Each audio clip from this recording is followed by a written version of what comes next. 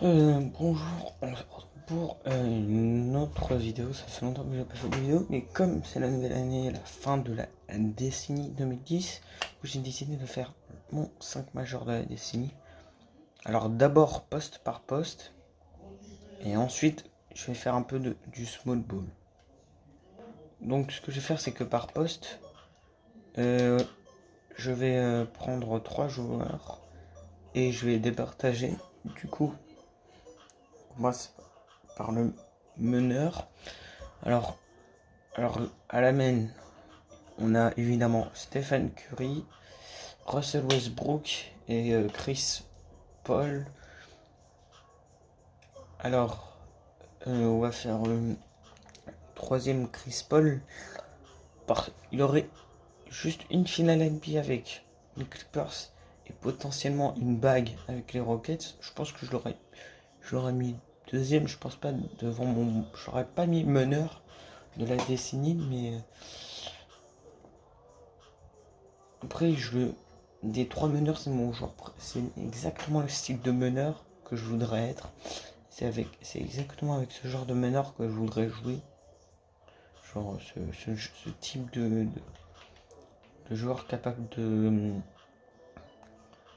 meneur. À la, c'est, c'est, c'est le joueur le plus propre. C'est le. C'est le joueur le plus propre de l'histoire. Pas hygiène, genre la douche et tout ça, voilà, mais propre sur le terrain. Et voilà. Le deuxième, c'est Russell Westbrook. Westbrook, je crois que ça fait partie. C'est l'un des joueurs que je peux le moins. J'aime pas du tout Russell Westbrook. Son style de jeu, il m'agace. C'est bien de taper des dunks, mais si c'est pour faire péter un plomb à ton coéquipier qui est 10 fois meilleur que toi, ensuite qui se barre, tout le monde l'insulte, sauf que lui, il va gagner 2 titres. Hein. On va en parler de ce monsieur. Voilà. Russell Westbrook, c'est quand il y a une autre star avec lui. Voilà. Paul George, non. Quand il y a une superstar, comme Kevin Durant, parce que Paul George, pour moi, n'est pas une superstar, c'est une star. Paul George, il joue au même niveau que. Non, parce qu'au playground, tu mets Jimmy Butler contre Paul George, je prends Jimmy Butler. Alors, si je dois faire par exemple 5, genre superstar, si je dois prendre 5 superstars, genre t'as LeBron, Kevin Durant, Anthony Davis, Stephen Curry, Giannis, il y en a d'autres, hein, mais. Et ensuite, en dessous, t'as les Paul George, Jimmy Butler, Nikola Jokic et tout, Kemba Walker, Kyrie Irving. Ça, c'est des stars, c'est pas des superstars. Voilà, donc la seule superstar qui est à côté de Westbrook, il a pas su jouer avec. Voilà. Évidemment, le premier, c'est le meneur de la décennie.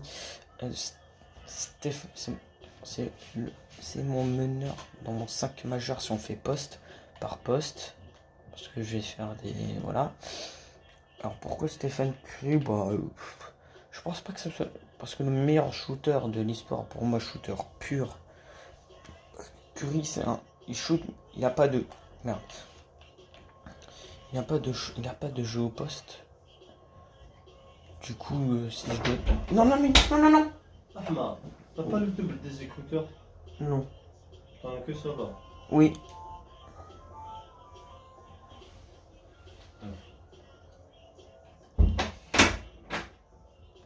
Désolé. Du coup, je disais, ouais, Curry, si je dois. Je préfère Kevin Durant au shoot. Après, c'est peut-être parce que je kiffe ce joueur. Mais si on doit faire genre catch and shoot, c'est-à-dire je prends la balle, je shoot direct, ça serait Klay Thompson, le meilleur de tous les temps, ou Ray Allen. Mais on revient à Curry. Curry, c'est un joueur offensivement, je le trouve très complet. Le seul truc qui fait que c'est pas le meilleur joueur de la décennie, c'est qu'il manque genre un MVP des finales. Il y a un shoot clutch en finale NBA. Genre si le shoot de Durant c'est Curry qui le met, si les moyennes de Durant, c'est Curry qui les fait, il serait pas meilleur joueur de la décennie, mais il serait déjà beaucoup plus dans la discussion. Après, s'il y a des gens qui mettent Curry meilleur joueur de la décennie, je sais pas. À l'hôpital franco-britannique, hein, je crois qu'ils font je crois il y a des psychologues. Du coup, ok. Du coup, meneur de meneur titulaire de mon sac majeur poste par poste, Stephen Curry. Donc, on va faire je vais essayer de faire mon 5 majeur. Vous voyez Curry avec J1, J3, J5, J7, J9, c'est mon poste par poste. De l'autre côté, je vais vous faire mon 5 majeur small ball. Genre, mon meneur, ça pourrait être, je sais pas, j'ai une grosse connerie. Hein. Genre, mon 5 majeur, ça pourrait être genre Joel Embiid, Shaquille O'Neal ou des conneries. Bon, donc, mon meneur, mon 5 majeur, ce 5 majeur que je vais faire contre mon 5 majeur poste par poste, c'est pour moi le meilleur qu'on puisse faire, je pense, actuellement. Et sur la décennie, je pense que les 5 joueurs que je vais mettre, c'est intrinsèquement les plus forts aussi. Du coup, à la main, je vais mettre LeBron James. Alors, vous voyez Curry, je répète, vous voyez Curry, c'est avec J3, J5, J7, J9. C'est de ce côté-là. Ici, ça sera poste par poste. Et ici, ça sera celui que je pense le meilleur possible. Ensuite, arrière. Les LeBron James, vous inquiétez pas, je vais en parler par le poste par poste. Vous inquiétez pas, il y aura. Vous inquiétez pas. Du coup, arrière, j'ai 3 candidats. J'ai d'abord la barbe, le barbu James Harden. Il y a aussi Klay Thompson et Monsieur Dwayne Wade. Alors, troisième Klay Thompson parce que c'était le troisième meilleur joueur d'un Big Four, alors que Dwayne Wade était le deuxième. Il était le leader, pas basketball, le joueur sur le terrain, mais le leader mental. En gros, et parce que Klay Thompson, il n'est pas vraiment leader de quoi que ce soit. Mentalement, ça serait plus du Draymond Green. Pour la bonne cohésion de groupe, c'est Draymond Green, mais Stephen Curry. Sur le terrain, le meilleur joueur, c'était Kevin Durant. C'était Kevin Durant.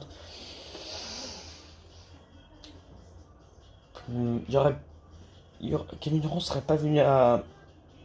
Si Kevin Durant serait pas venu à Golden State et qu'ils auraient quand même gagné ces 2 bagues, les 2 titres, et que du coup, au lieu de, genre sur les finales, je vais dire une connerie, au lieu que sur les finales il fait du 18 points, 5 rebonds, 2 passes, là, s'il nous fait par exemple du 22 points, 5 rebonds, 5 passes, je pense que je l'aurais mis devant Dwayne Wade.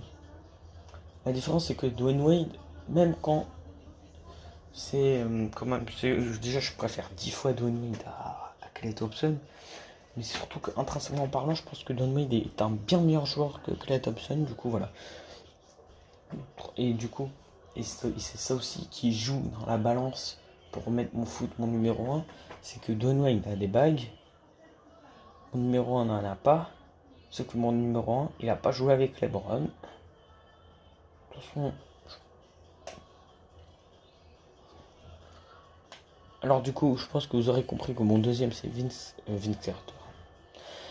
Mon deuxième c'est Dwayne Wade, et évidemment, j'en ai assez parlé de Dwayne Wade.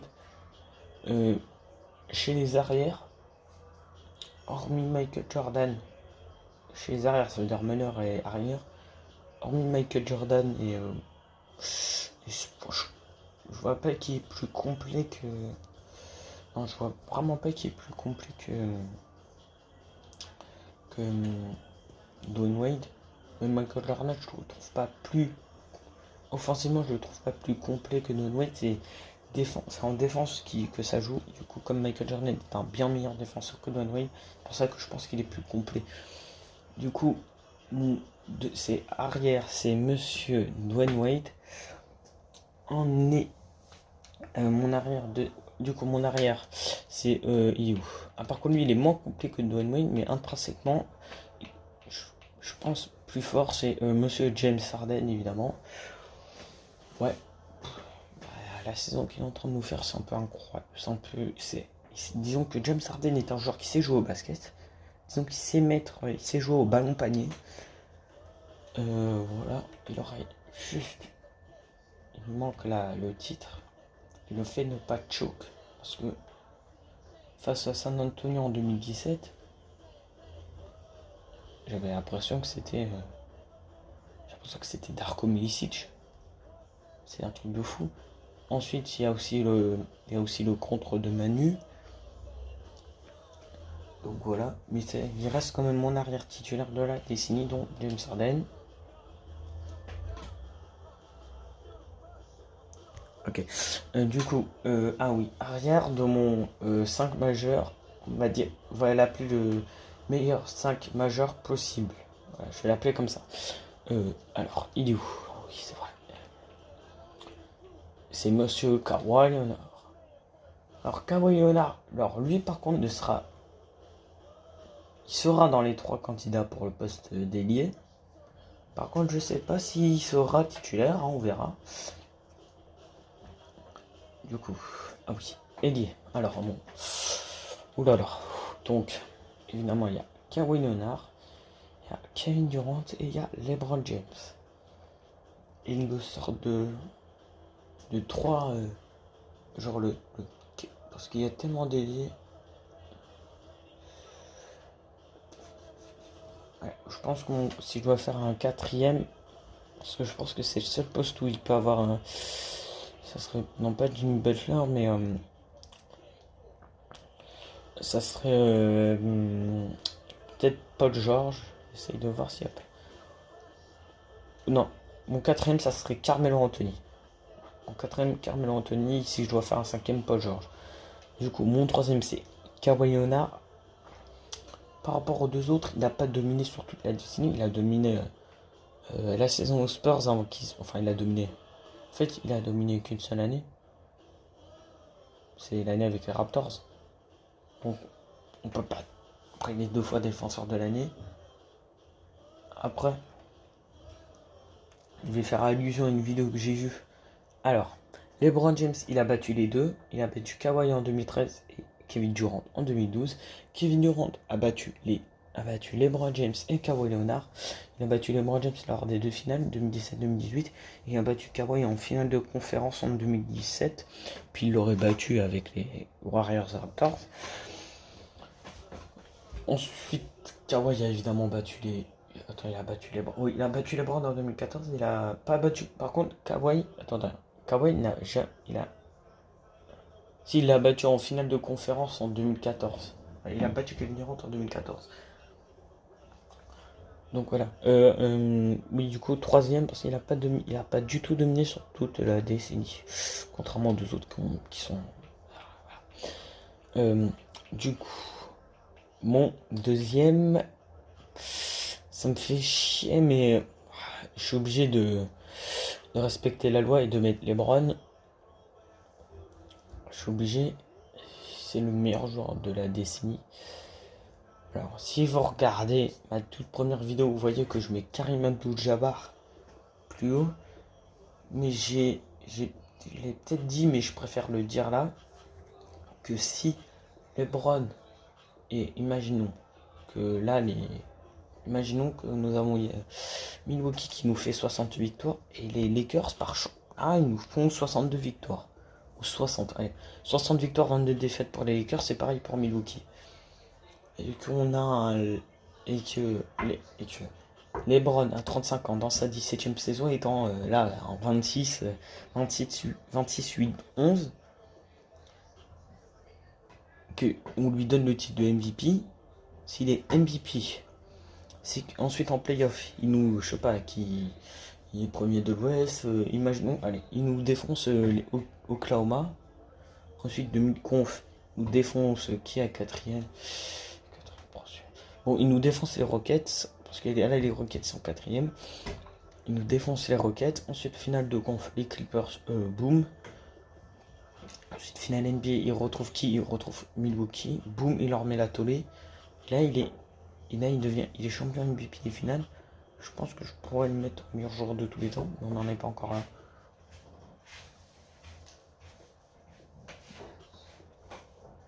Oui. Du coup,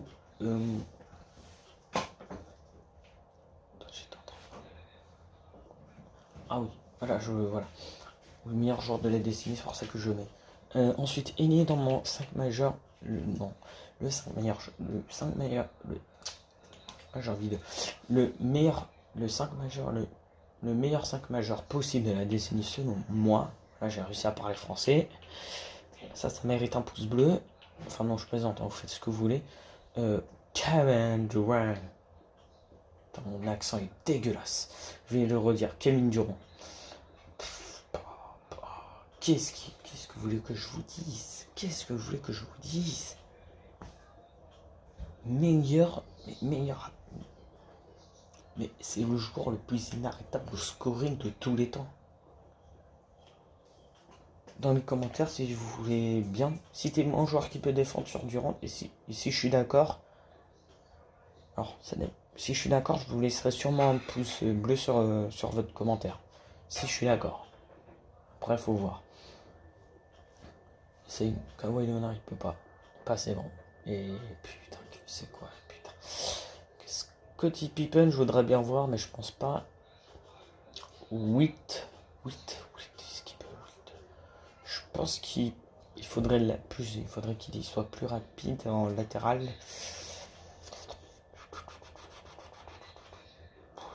Gary Payton, lol. Y'a qui Yanis Antetokounmpo. Allez, Nice. Ouais, peut-être Yanis Antetokounmpo. Peut-être Dennis Rodman. Peut-être Jim Butler. Non. Non, même pas Yanis. Non, pas Yanis. Non, je vois vraiment personne qui peut défendre Larry Bird. Ce joueur est Larry Bird, hein, le joueur le plus athlétique de l'histoire. D'ailleurs, puisqu'on parle de qualité athlétique, Dirk Nowitzki aussi, hein, attention. Hein. Non, je plaisante. Personne ne peut le défendre. Meilleur scoreur de tous les temps. Meilleur attaquant. Quand je dis meilleur attaquant de tous les temps, c'est parce que je voulais dire meilleur scoreur.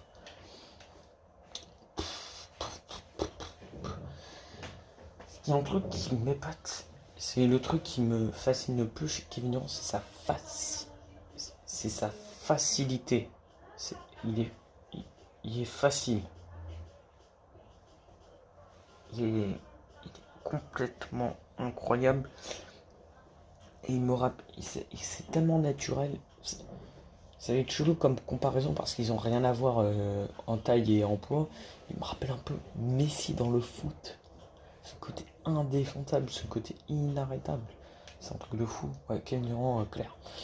Au poste 4, du coup, évidemment, il y a, j'en ai parlé là, Dirk Nowitzki, Giannis Antetokounmpo, et on est du fort, il y aura qui d'autre?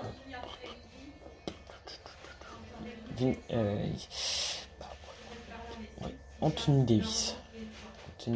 Anthony Davis, et il joue, il est fort aux Lakers. Il a un peu joué pivot quand il y avait DeMarcus Cousins et Julius Randle, mais sinon c'est un ailier fort. Du coup, alors mon troisième c'est Giannis Antetokounmpo. Alors oui, il a MVP. Et c'est même raison pour que Kawhi il a pas dominé sur toute la décennie. Alors il arrive en 2013. Il aurait fait genre une saison, je sais pas, qui dit genre 20 points, genre je sais pas, genre, en fait sa saison où les meilleures progressions là en 22-9, il aurait fait ça son année rookie. Ensuite il aurait fait du 26-13 tout le temps, jusqu'à maintenant. La saison 2013-2014 à la saison là. Je pense que je l'aurais mis, mais c'est intrinsèquement parlant que je mets celui que je vais mettre. Ensuite, deuxième, du coup, Dirk Nowitzki. Dirk Nowitzki, C'est l'un de mes joueurs préférés. J'adore ce joueur.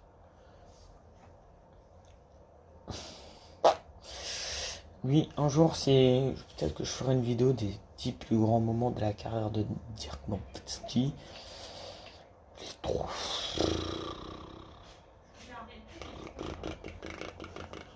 Il est trop fort. Oula. Ok, d'accord. Oh, ok, c'est comme vous voulez. Du coup, je disais... On parle de la Rydberg s'il avait des qualités athlétiques. Vous imaginez Dirk avec des qualités athlétiques. Attends, je vais essayer de bien articuler. Dirk Nowitzki avec des qualités athlétiques. En fait, ça serait Kevin Durant. Ils font la même taille. Ils ont des bras à peu près de la même taille. En fait, Kevin Durant, c'est Dirk Nowitzki avec des athlètes athlétiques et en noir. Enfin, voilà, vous voyez ce que je veux dire. Donc, c'est peut-être pour ça, en fait, que de manière... Bon, c'est peut-être pour ça, en fait, que je kiffe autant Durant. Je pense que Dirk Nowitzki avec des qualités athlétiques, genre à la Duncan, ouais, ça aurait été Kevin Durant. Voilà. Il aurait le handle d'un Kevin Durant, avec les qualités athlétiques d'un Tim Duncan. Il y a la discussion du meilleur ailier fort de tous les temps. Hein. Du coup, et mon premier, je pense que vous l'avez compris, c'est Monsieur Anthony Davis, parce qu'intrinsèquement parlant, hormis Kevin Durant, hormis LeBron James, hormis James Harden, hormis Michael Jordan, je vois pas qui est meilleur en fait. Intrinsèquement. Peut-être. Alors, même pour moi, demain on est sur un playground. Et il y a un si on pouvait revenir dans le futur et mettre l'Anthony ce qu'on voit là, ça c'est le Kobe de 2008. Bon, n'importe quel Kobe pour moi, intrinsèquement parlant, 1v1, je prends tous les jours Anthony Davis. Anthony Davis. Du coup, l'ailier fort dans mon 5 majeur, le meilleur 5 majeur possible de la décennie. L'ailier fort, ça va être Monsieur Giannis Antetokounmpo. Parce qu'intrinsèquement parlant, il est... Voilà. Putain, ça serait bien de voir ça. Le problème, c'est qu'il y a...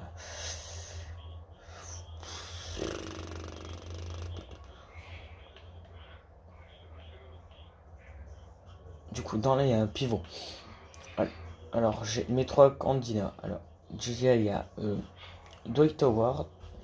Il y a Tim Duncan, parce qu'il a joué... C'est un effort, mais je me base sur la décennie. Du coup, comme sur la décennie, Tim Duncan a joué pivot, du coup, je le mets pivot. Du coup, Tim Duncan, Dwight Howard. Et j'essaie de chercher...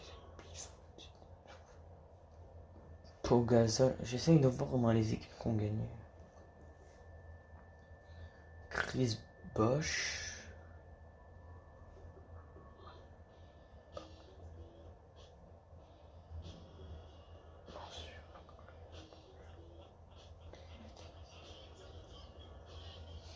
Si je dois faire... vu qu'on fait sur la décennie, si je dois faire 3 mentions, ça serait Dwight Howard, Chris Bosh et Tim Duncan, vu que Chris Bosh joue pivot. Enfin, oui, il joue pivot, puisque 2010, il y a The Decision et tout là, et toute la merde. Ensuite, ouais, il joue pivot, les années hit, il joue pivot avec LeBron en 4. Mais, du coup, pourquoi j'ai pas mis LeBron en 4? Parce que 2010, il est MVP en étant un ailier. Parce que, en fait, ce que je fais, c'est que je compte, pour moi, la décennie 2010 commence du 1er janvier 2010 au 31 décembre 2019. Point barre. Ça veut dire que le MVP en 2010, je le compte, même s'il y a une partie en 2009. Le titre en 2010, je le compte, c'est tout et tout. Du coup, mon troisième, c'est Dwight Howard. Parce que ce qu'il fait avec Orlando, c'est quand même incroyable. Le problème, c'est que c'est sa fin de carrière qui... S'il aurait le niveau qu'il a aux Lakers, s'il l'avait eu... après, il y a aussi l'année Lakers où il est très fort. La première année à Houston, et ensuite, ensuite il est nul. Enfin, il est nul. Il se perd. C'est ça le problème, c'est que si je dois prendre un pivot ou un ailier fort qui peut jouer pivot pour gagner, déjà je pense que je suis capable de prendre. Déjà je peux prendre Anthony Davis, mais je pense que vu le palmarès et tout, je suis capable. Déjà pour gagner, déjà là, il y en a un qui j'aime bien, je préfère prendre Bill Laimbeer. Si je veux gagner, moi je prends Bill Laimbeer. Après le problème c'est qu'avec Bill Laimbeer, il faut un gros meneur. Ou un gros ailier. Un gros arrière. Bon, du coup, ouais, Dwight Howard, c'est pas un lit. C'est un peu comme Melo. Sauf que Melo, intrinsèquement, il est clairement meilleur. Voilà. Deuxième, je prends. Deuxième, c'est Chris Bosh. Bon, même si. Bon, on va prendre on va aller sur celui du 8.